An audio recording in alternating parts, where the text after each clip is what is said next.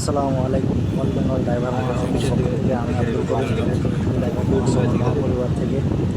তো দাদা ভাই দেখছেন আজকে অনেকটি গাড়ির তেল চুরি করে নিয়েছে, সিসি ক্যামেরার ফুটেজে ধরা পড়েছে।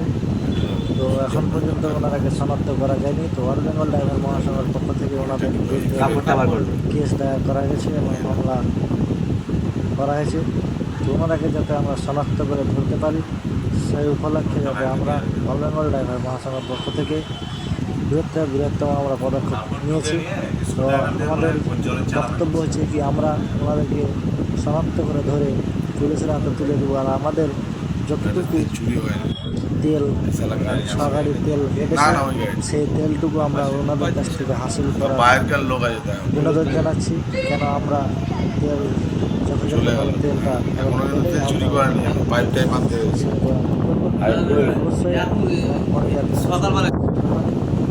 সেই উপলক্ষে আমরা সতর্ক থাকতে হবে এবং ওনাদেরকে যে কঠোর থেকে কঠোর শাস্তি দেওয়ার দাবি জানাচ্ছি আমরা অল বেঙ্গল ড্রাইভার মহাসংঘের পক্ষ থেকে।